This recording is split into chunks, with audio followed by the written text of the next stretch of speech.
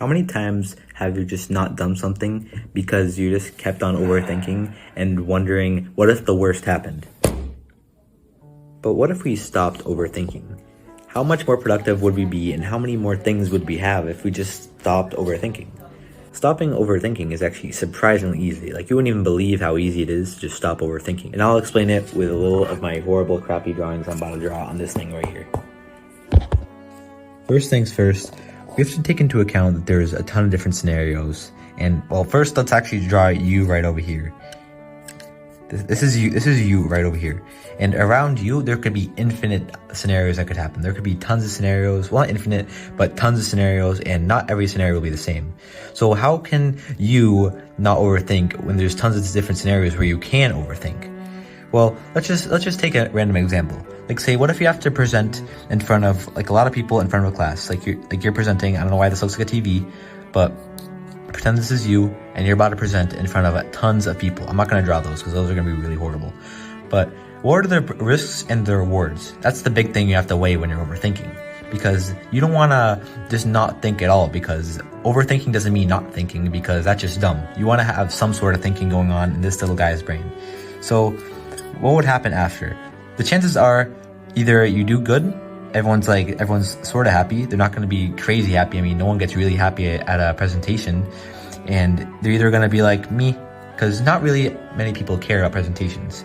I mean, most times just think of it as if it was you, because say, for another scenario, say if you're going to talk to someone, what if someone came up to you and asked you the thing you want to be, or you're going to tell someone? Obviously, I don't know what you're going to say, so I don't really know. But I'll just take an example. Like, so what if someone was going to ask you out? Chances are, it could be anyone. It could be your friend, blah, blah, blah. It could be anyone. So then what you want to see is how you would act if someone asked you out, or if someone did the same thing you did. Because chances are, people are going to act very similar to you. And because a lot of people are a lot more alike than they think.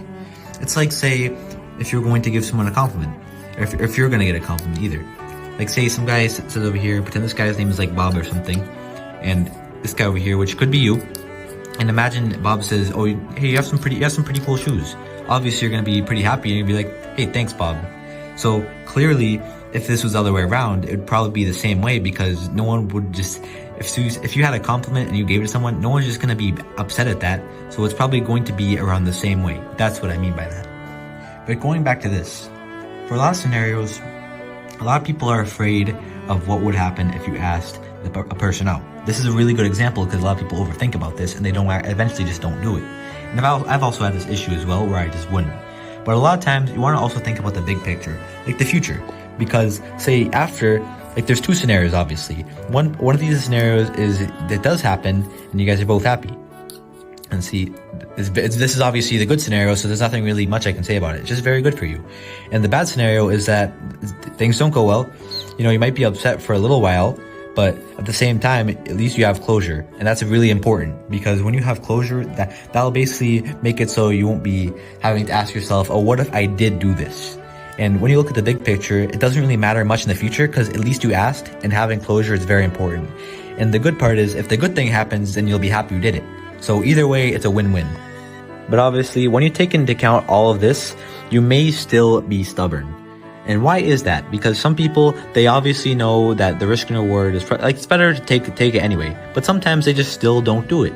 So why is it that some people, even knowing all these things, they still don't do it? I'm even guilty of this too. But why don't we?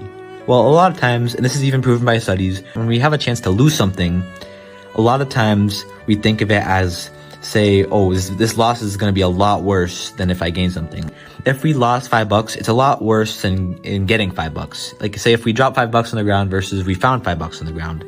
Obviously, you're going to be a lot more upset when you get home if you realize you just lost $5. And if you found $5 on the ground, you'll be like, hey, that's pretty cool. But you won't think too much about it because it's only $5. But still, this is a big difference between two things, because realizing you lost money for no reason sucks a lot more than realizing you gained money. And why is that? Well, because we have this little thing inside of us called a brain, and that brain is not very happy when we lose anything. Because this is I don't know why I'm driving my brain like this, but whenever we lose something, it becomes really upset. Because losing things for us is a lot worse than gaining stuff. That's just part of our anatomy. I don't really know, to be honest with you, but that's just a part of how we Evolutionize. I don't even know. I'm making up words right now.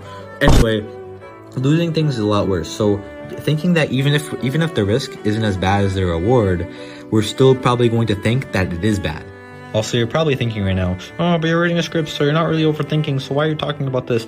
My script is literally 2 topics, and it doesn't even have a title yet. That's how bad it is. So I just want to show you that even in this video, I don't have to think. Well, I do have to think. But you don't have to think crazily about something that you want to do. Because chances are, if you already know your stuff, then you can write down stuff like this and just connect everything, just like this video. And I just want to show you that even I can do it, and I'm like a little baby kid. So I just want to show you that this is all possible. Yeah, my really great drawings. This is all possible if you just do more and just not overthink as much. Because chances are you already know a lot more than you think, and chances are the outcome is not going to be as bad. So just do the thing you want, because chances are at the end of the day you'll thank yourself for it. But in the end, it's not that hard to understand how to not overthink anymore. I mean, I could explain it with my crappy drawings, so it must not be too hard to explain. So a lot of times with overthinking, you just have to weigh the risk and the reward of situations that you're in. And obviously, it may be hard to kind of get used to this, but over time, you'll get used to it, and it'll be a lot easier to make decisions, and how do I say this? Just to take more initiative.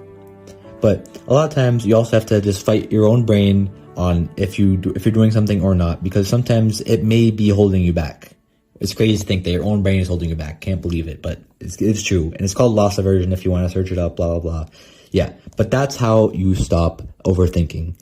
And there you go, bottom mic drop.